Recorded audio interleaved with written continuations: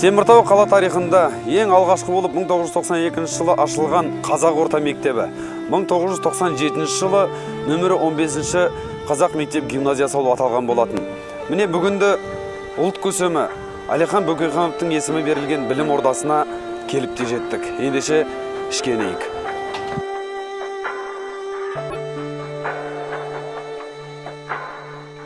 Әлихан Нұрмұхамедұлы Бөкейханов көрнекті қоғам қайраткері, Ресейдің жергілікті және қалалық қоғам қайраткерлері съезінің депутаты, Ресейдің бірінші мемлекеттік думасының және мұсылман халықтар съезінің депутаты, 4-ші мемлекеттік думаның мұсылман фракциясының бюро мүшесі, 20-шы ғасыр басындағы ұлт азаттық қозғалысының негізін салушы әрі көсемі, халқымыздың тұңғыш саяси Алаш партиясының ұйымдастырушысы және ұлттық Алаш автономиялы үкіметінің төрағасы, ғұлама, ғалым, ормантанушы, экономист, тарихшы, этнограф, әдебиеттанушы, аудармашы әрі дарынды публицист. Әлихан Бөкейханов 1866 жылы 25 наурызда Семей облысы Қарқаралы уезі Тоқырауын болысының 7-ші ауылында дүниеге келген.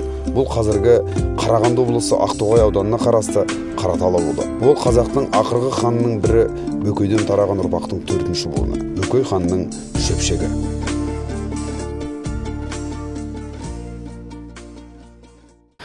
Құрметті Бағдат мырза, Теміртау қала тарихында бұл ең бірінші ашылған қазақ мектебі. Бұл мектепте сіздің басшылық еткеніңізге қанша уақыт болды? Бұл мектепте мен басшылық еткеніме биыл 13 жыл болып отыр. Бұл мектеп өзі 91 жылы ашылған, жай қазақ мектебі, алғашқы қалада ашылған қазақ мектебі. Содан кейін 97 жылы мектеп гимназия статусына ие болды да, міне биыл 2021 жылдан бастап Әлихан Бөкейхан атындағы таза гимназия болып отырмыз. Енді мына ұлт көсемі Әлихан Бөкейхановтың есімі берілгеніне әрине бүкіл Теміртау қалалық жұртшылығы, қазақ қауымы қуанды. Осы Әлиханның Бөкейхановтың есімін осы мектептің атына ұсынуға не түрткі болды?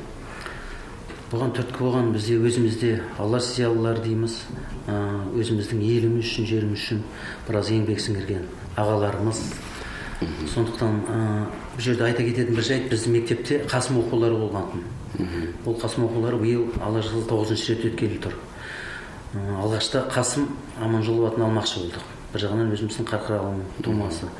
Содан кейін барып көзқарастар өзгеріп мектепте жоба аштық. Ол жобамыз 4 бағытта жұмыс жасайды. Соның бір бағыты Алаш зиялыларының кешегі, бүгінгі, ертеңгі өмірі. Сол кісілердің алдымызға қойып кеткен мақсат міндеттерін қазіргі заманмен байланыстырып, өзіміздің өскелең өсіп келе жатқан ұрпақтарымызға соның бойына сіңіріп, қазақи өзіміздің салт дәстүрімізді, ұлттық құндылықтарын сіңіріп, соны балалардың бойына сіңіруге бір жағынан осы Алаш зиялыларының сол кездегі істеген еңбектері түрткі болып, және өзіміздің жерлесіміз болғандықтан Ақтоғай ауылынан. Сондықтан осы Әлихан Бөкейхан атын алуға осы қалалық білім бөлімі түрткі болды, тілдерді дамыту бөлімдері, солардың кісілердің көмегі арқасында осындай жұмыстар, көп жұмыс жасалынды. Осы уақытта 2 жыл жұмыс жасадық жобамызбен. Енді мынау қуанышқа орай осындай атқа ие болып отырмыз. Биылғы жылы мынау мемлекетіміздің 30 жылдығы, оның қасында осы мектептің ашылған 30 жылдығы, оның жанында жаңағы Әлихан бабамыздың 155 жылдық мерейтойы бәрі тұспа-тұс келіп отыр. Соған өте қуаныштымыз. Бір жағынан енді Әлихан Бөкейхан атын алған бұл мектепке үлкен сын болады. Сондықтан да сол бабаларымыздың сол кездегі қол жеткізе алмаған жетістіктеріне қазіргі біздің тәрбиелеп өсіріп жатқан балаларымыз жеткізеді деп ойлаймыз. Сол тұста еңбек етуге жұмыс жасауымыз керек. Әлихан Бөкейхановтың есімі жаңа ғана алғы сөзімді айтып кеткен болатынмын. Барлық қазақ жұртшылығы қуанды, Теміртау халқының, Теміртау тұрғындарының қазақтар қуанды.